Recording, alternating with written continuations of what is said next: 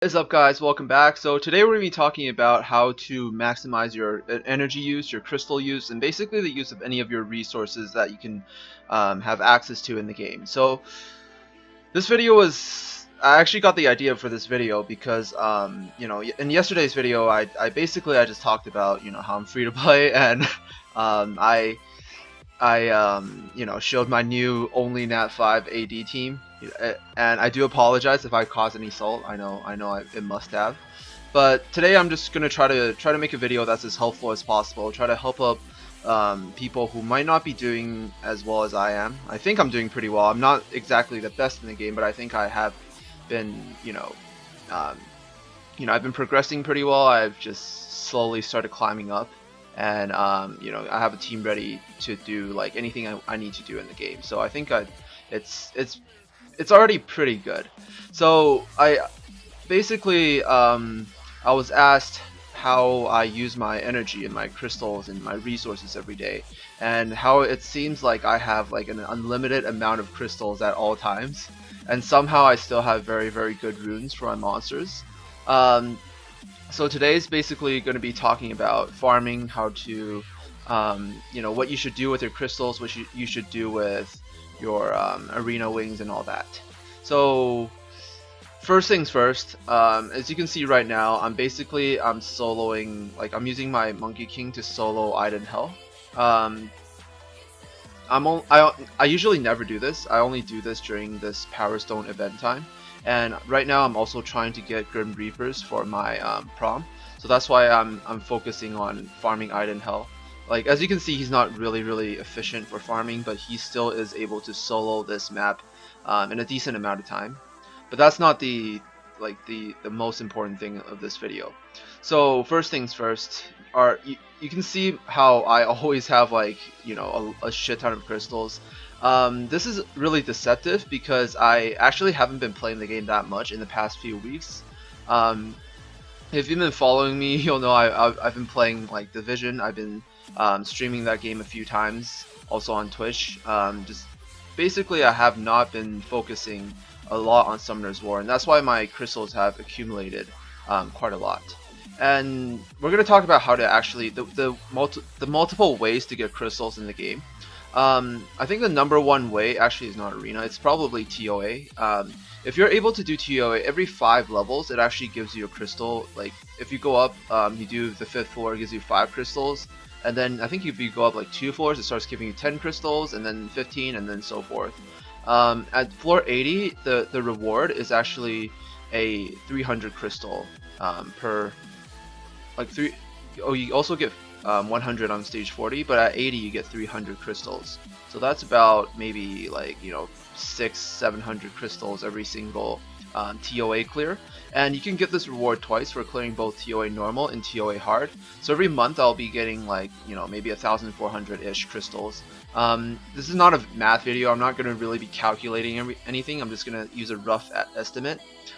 So in arena, I'm usually sitting around Conk 2, Conk 3. Sometimes I forget to do it on reset and I fall down to Conk 1. Maybe even at times like when I'm completely did not do arena for the last day. Well, actually I never do that, but like I might have slept in, or I happen to be sleeping during the time that it resets. I might end up in fighter, and if I don't actually set up a defense, I might I might fall down pretty low.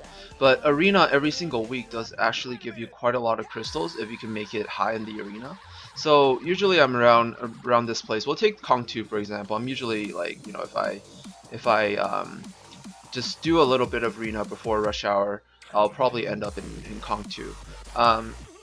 So without setting a defense like one day before, I'll basically, if I just set a defense on the last day, I'll end up in Kong 2. So that's 200 crystals every single week. So if you take 4 weeks for example, that's another 1,000 crystals or so, or 4 or 5 weeks. That's around 800 to 1,000 crystals. We'll just say it's 900 crystals. So altogether in a month, I'm already getting about 2,300 crystals just from those two places. Now the world boss also gives you quite a lot of crystals. I usually end up on Grandmaster Tier 1, which is over here, which is the top top 5%. This is before the top 100%, top 100. This is actually really hard to achieve. Getting top 5% is probably like, there's with all the number of players playing this game, being top 5% is actually not that difficult, but being top 100 is a lot harder.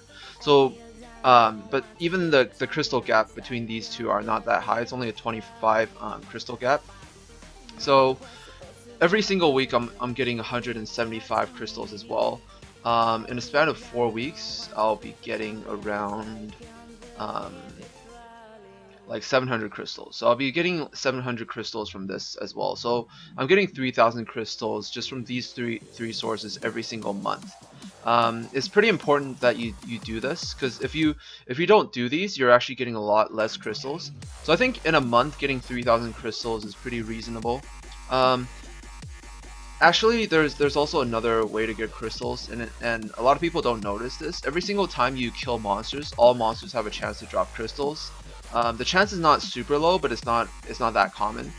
Maybe in around like 2 runs or so of maybe famine or so, you might get like 1 crystal back. So if you add all the crystals you get together, like just from farming, then that's actually quite a lot. You actually might be able to get a few hundred every single month as well. Maybe even 1,000. I'm not sure how to calculate this exactly because it's just pure RNG, and I don't really know the drop rate of that. But you might be able to get a few hundred or to 1,000 a month as well, just from killing random mobs all over the maps that you're farming. So that's pretty much it for crystals. That's basically how I get my crystals, and we're going to talk about how I spend my crystals next. And this is actually really simple. Keep in mind that my methods are not exactly optimal. Like, I wouldn't say this is like the absolute way to spend your crystals, but this is what I believe is the best way for me, as someone that's free to play and has limited resource to spend their crystals. So basically, this is super simple. I never spend my crystals on anything besides refills. Sometimes on stream I might get pressured into opening a premium pack, but that's kind of rare too. Like, I don't always open premium packs. Basically just if I ever do, it's probably just like 1 pack on stream. Sometimes if I'm pressured into it, and if I haven't been streaming that month, then there's no way that I'm buying a premium pack. I basically just do it for the people watching, just so they can see me rage summon some more. So I never buy premium packs. I also never buy these EXP boosters at all. I never spend any crystals on EXP boosters, and I actually don't think you ever need to spend EXP crystals on EXP boosters, because when you actually 6-star a monster, every single time that you 6-star a monster, they actually give you another EXP booster. So this is the one from yesterday where I 6-starred Ariel. It's still in my storage, and these EXP boosters, if you use this to farm up another 6-star, it's going to give you another EXP booster. So if you keep this chain up and never break it, you're pretty much going to be able to make a 6-star every single week.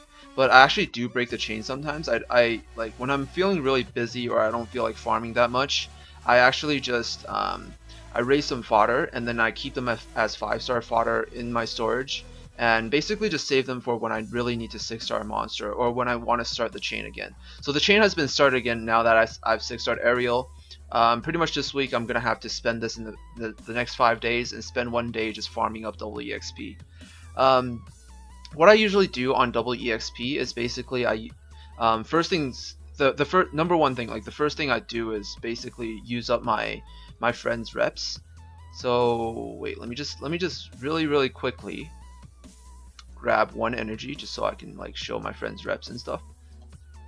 So this is pretty basic knowledge. If you're using a friend's rep to farm for you on double EXP, the EXP doesn't get divided by your friend's monster, so it's divided between the 3 fodders that you're farming. So using your friend rep to farm for you is the number 1 way to get EXP during double EXP, where your focus is just on getting the EXP and pretty much nothing else.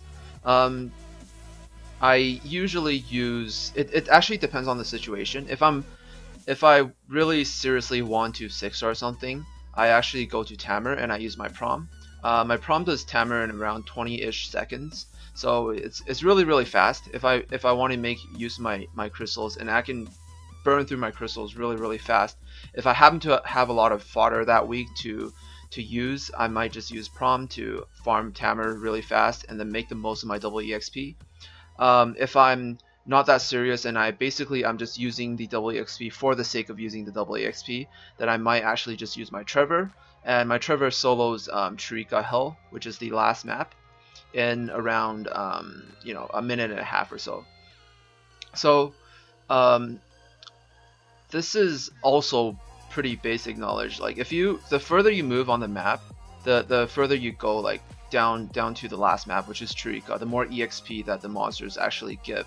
So I got like 1,200-ish EXP divided by the 3 monsters. If I go to Chirika, it might be around like 2,800-ish. Just a little bit more. It's not the biggest difference, but in a long span of time, like if you're constantly refreshing over and over, you want to be able to farm as far as possible in order to make the most out of your crystal refreshes, obviously. So a lot of people do actually stop at either Aiden or Feynman, depending on which type of monsters they have. If they have a strong wind monster, they might farm Aiden. If they have a strong fire monster, they want to farm Feynman. You want to at least be able to farm Feynman and the maps above Feynman, for the reason that there are actually 13 monsters in Feynman and all the maps above, but there's only 12 or 11 monsters on these 2 maps, and all the maps before there are like less monsters. And I think in Garen there's only like 8 monsters on the boss map or something like that. So the more monsters means more chance to get energy drops, get crystal drops. Also more chances for them to drop more mana as well. So the more monsters, the more mana as well. Since the mana is actually dropped off monsters, you don't actually get the mana for clearing the level. The mana comes from actually killing those monsters and the monsters dropping mana. And that's why you see all these like random, sometimes you get a lot of mana on one run, and then sometimes you don't get, like, you get barely any mana on the next. That's because the mana actually drops off the monsters. So a lot of these things I'm saying right now, like, might not be right. Things might have changed, but this is what I've always believed and what I've always learned ever since I started the game. And you don't have to follow these things exactly. These are more of just a guideline. So that's basically what I farm in terms of farming when I'm farming on double EXP. When I'm not on double EXP, or when I have nothing else to farm, I usually just put my team into Dragon Speed 10 and I just farm this thing over and over again. I have a pretty stable, pretty decently fast, around 3-minute Dragon B10 team, just so I can get my runes and stuff. I also do farm Rift sometimes. It depends on how I'm feeling. There's no real rule or something. Like I don't really set a rule where I have to farm dragons a day, or like farm Rift the next, or farm giants for a day and then farm necros the next, or something like that. I just basically farm whatever I feel like I need. So if I happen to have a lot of runes that are not powered up, and I think they're pretty decent runes, I might farm Rift for a while and just try to get a few power-ups for my runes that I'm using. And if I like right now, I think I need some stronger shield runes, so in the next week or so I might be farming dragons a lot more in order to get those shield runes, because I think I need to replace a bit of my Galleon's runes, because they're not really on par with the other Galleons of the rank I'm at, or the rank I want to be at. So that's pretty much it for farming on like normally on a normal day. Another really important thing is events. Events are pretty much your like free to play's best friend. If especially those events that give you unlimited stuff.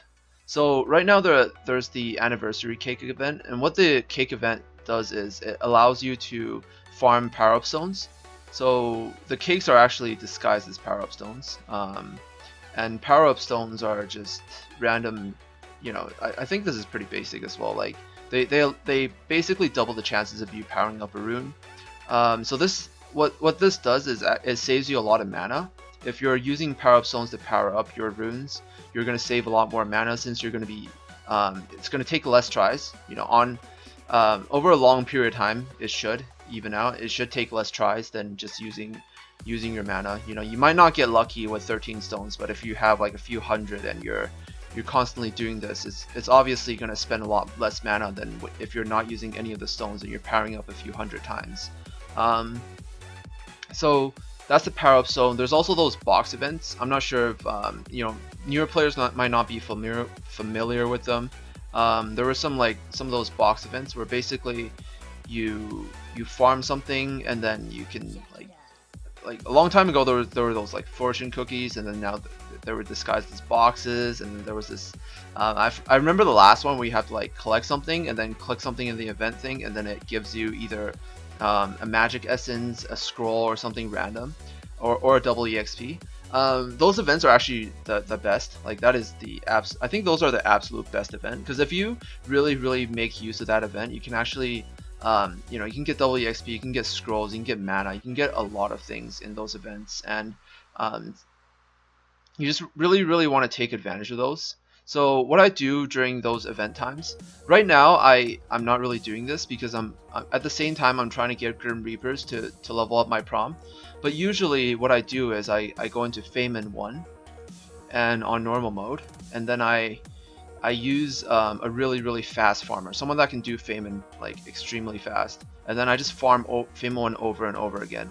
Like events with like boxes or drops or random drops or these power stone drops, they have the same drop rate on every single level, so it doesn't matter if you're using 3 energy to farm Famine normal, or if you're using like, you know, 8 energy to farm Dragon Speed 10. It's an equal chance to get power up stones, basically, according to you know, just based on my experiences and based on what a lot of people are saying in like different forums and Reddit as well. I'm not sure how I can prove this 100%, but it's basically just what I believe and the kind of the rules I've been following as well. So this is what I do. Like I just farm as fast as possible whenever I can during these event times, and then yeah, just basically make use of all your energy and stuff, and try to make sure you never really waste your guild battle slots, and make sure to do world bosses. Well, yeah, I already said world bosses. Where else would you get the crystals? Make sure you do your guild battles in order to, you know, get something in the shop, like buy scrolls, buy, whoa, holy shit, I actually forgot to buy my Rainbow Mon this week. That would have fucked me over. Actually, wait, I think it reset. That's why I didn't get the Rainbow Mon this week. Oh yeah, it's already reset. And you know, you always get the Rainbow Mon, and then for the Glory Shop, always get the Double Mon every single week. I think this is pretty basic. What I do with my other points is I usually buy like these 4 scrolls, and then they give me more chances to summon, because I think it's better to summon more scrolls, because I might, like, you know, I might not always get lightning, but I'll at least get fodder. But if I save up for the legendary scroll, then it might be something I don't need, and I still wouldn't have fodder. So this way I think is more beneficial. It's like a lower risk, lower reward way of, you know, getting a few more fodders each week just to level up and stuff. Arena is kind of different because Arena has those really useful buildings. Unlike the guild buildings, the Arena buildings work everywhere. Like they don't. I think Arena just reset. I should probably buy the Double Mon. So Arena buildings work everywhere. The guild buildings only work in guild battles. So the Arena building is really important. You want to level these up as fast as you can. Basically, I have everything leveled up except for these. If you're starting out early on, you probably want to level up the ones that give you energy and the ones that give you mana, and then the speed and HP one, and then you can level up everything else. So it's the same thing with Arena. You might hear that I'm always dropping my rank really low in order to farm glory, and I think that's a pretty effective way, especially if you don't have time to manual every single fight, to farm up glory really fast. If you let your rank drop low, you can auto a lot of the people. Like if you're supposed to be like Conqueror 2, 3, and you drop to like Fighter anything, then a lot of the times you're going to be able to put a team in and then auto most of the teams, and this will save you a lot of time as well, especially if you don't have time to be constantly staring at your phone and then clearing one wing every 30 minutes or so. Yeah, so that's pretty much it for Arena. And yeah, I think that's it. That is everything. That's just the basics of farming. This basics of what I've been doing for this game. You know, if you guys have anything like you want to share with other people, or anything that I haven't talked about and you know as well, please do share with us, because I'm still looking for more effective ways to make the best use of my resources as well. So yeah, this is pretty basic. You know, I can help you with this. I can help you, you know, optimize your farming, but I can't really help you get really lucky rune drops or really lucky pulls on your monsters. You know, I don't really have a tip for that, but yeah, hopefully this helped you out. Hopefully you guys learned something new, and that's pretty much it. I'll see you guys in the next video. Peace out.